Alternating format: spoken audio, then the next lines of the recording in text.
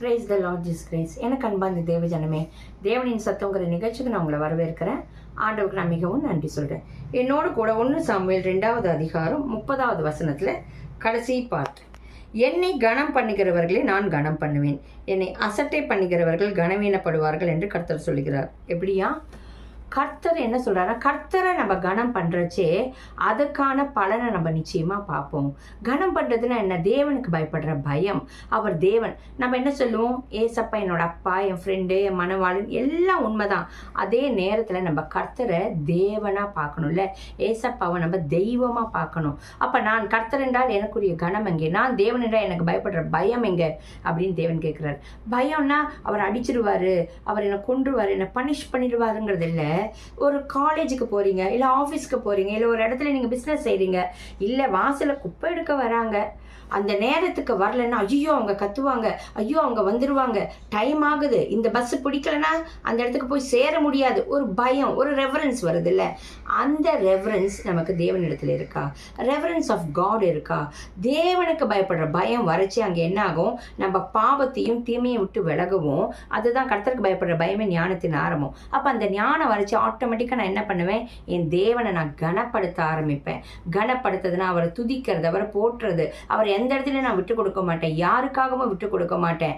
எது செய்தாலும் அவர் சித்தத்தின்படி செய்வேன், அவரை சார்ந்து கொண்டு செய்வேன். எனக்கு இது தெரியுங்கிறதுனால இல்லை, எனக்கு தெரிஞ்சாலும் எனக்கு இந்த விஷயத்துல தெரியாம இருக்கிறதுனால மட்டும் நான் தேவனை தேடுறதில்லை. தெரிஞ்ச விஷயத்துல எனக்கு சமைக்க தெரியும், எனக்கு புக்கு வாசிக்க தெரியும், அப்பையும் நான் தேவனை அதில் தேடணும், தேவனுடைய உதவியை நாடணும். அப்போ எல்லா விஷயத்துலையும் உங்களுக்கு ஒரு வெற்றி வருது, ஒரு விஷயத்துல நீங்கள் ஜெயிக்கிறீங்கன்னா, yes I win it, I win the match, I won the match, அப்படி எது சொன்னாலும் அந்த இடத்துல உங்களை சொல்லாமல் இது என் தேவனுடைய மகிமை, இந்த காரியம் என் கர்த்தரால் வந்தது, என் தேவனுக்கு நான் துதிக்கிறேன், இதுக்கான மகிமையெல்லாம் தேவனுக்கு தான் சொல்லி அந்த கனத்தை நீங்கள் தேவனுக்கு கொடுக்க பழகரிச்சே நிச்சயமாக தேவன் உங்களை என்ன பண்ணுவார்? வெற்றி சிறக்க வைப்பார். ஆமீன். நம்ம ஜெபிக்கலாம். எங்கள் அன்பின் பரலோக தகப்பனே, உம்மை துதிக்கிறோம், ஸ்தோத்தரிக்கிறோம்ப்பா. ஆண்டவரே, உம்முடைய பிள்ளைகள் ஆண்டவர் இந்த காலத்தில், இந்த நேரத்தில், இன்றைக்கும் கூட ஆண்டவரே உம்மை கனப்படுத்த வேண்டிய இடத்துல கனப்படுத்தாத அசட்டை பண்ணி ஆண்டவரே கனவீன பாத்திரங்களாக காணப்பட்டு கொண்டிருந்தால் ஒரு விஷயம் அவர்கள் குற்றம் குறைகள் பாவங்களை மன்னித்து எல்லா இடத்துலையும் உம்மை கனப்படுத்த, உம்மை நோக்கி பார்க்க, உம்மை சார்ந்து இருக்க, எதில் ஜெயித்தாலும் இது என்னால் உண்டானது அல்ல, என் படிப்புனால, என் தாழ்ந்ததுனால, எனக்கு தெரியுங்கிறதுனால அல்ல, என் தேவனால் இந்த காரியம் ஆயிற்று என்று எல்லா துதிகன மகிமை உமக்கு செலுத்த, எல்லா கனத்தையும் உமக்கு செலுத்த பிள்ளைகளுக்கு கிருபை தருவீராக ராஜா. ஒரு விஷயம் மன்னிப்பீராக தகப்பனே. ஆண்டவரே, பிள்ளைகள் கனவீனம் அடைந்த இடத்துல எல்லாம் ஆண்டவரே ஒரு விஷயம் தலை உயர்த்தும்படி உம்ம பாதத்தில் திறப்பிலிருந்து நாங்கள் ஜபிக்கிறோம். உம்மை கனப்படுத்துகிறவர்களை நீர் கனம் பண்ணுவேன் என்று சொல்லியிருக்கிற ராஜா.